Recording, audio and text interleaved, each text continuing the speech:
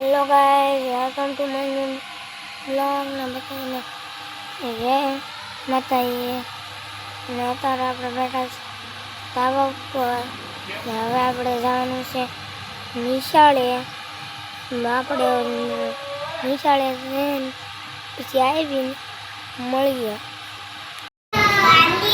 હાલો મિત્રો, આપણે નિશાળેથી આવી ગયા છીએ અને આ જમવામાં છે ઢોકળા,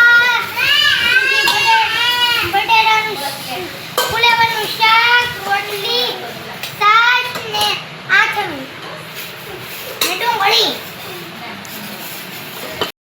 હેલો ગાઈસ, તો હવે આપણે ખાઈ લીધું છે ને ખાઈને ભ્યાં ઘોડે પડી ગયા. એક આયા, એક આમ, એક આયા, એક આયા. આ લખનનું છે, બાજુ લખન ભરેલું છે. આ વધારે લખનનું છે. આ વધારે લખન ભરેલું છે.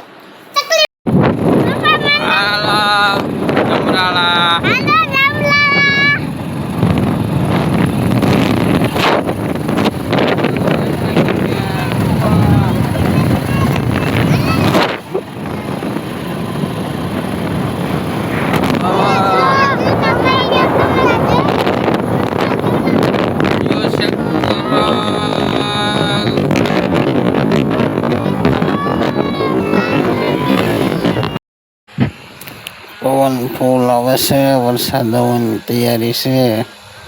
હવે વરસાદ લગભગ આજ આવવો જોઈએ. કાલ તો છે બીજ, કાલ તો આવવાનો છે, પણ આજ પણ વરસાદ તો આવશે જ તેવું લાગે છે. ફૂલ પવન આવે છે મિત્રો. થાળા મારતા શીખવાડે છે, મને આવડતા નથી. 8 પેલ ખાલી શીખવાડ્યા છે. હવે કે તું મથાળું શીખ. ઓલરાઉન્ડર દિવાળી આવે એટલે ઓલરાઉન્ડર કારીગર બનાવવાનું છે.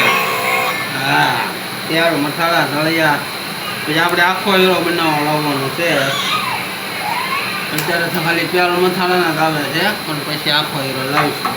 ચાલો આગળ એ મસાલા મારે એ તમને બતાવું. ઘડીક આગળ મીડિયામાં બન્યા રહીએ. હાલો, હવે મસાલા મારવાનું ચાલુ કર્યું છે. હો, નવા કટોરામાં નવું કટોર આપ્યું. 45-55 તરફણિયા લાગવા દો. ખાલી જવો લાગશે ને વરખા. હાલો મથાળા મારવા.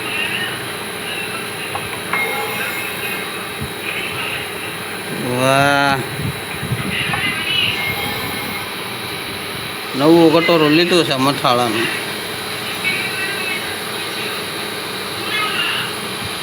મારો દેશી સૂલો રોટલા કરવી સવી બેઠા બેઠા. 8 વાગ્યા. હા, આખા મરસાનું શાક ને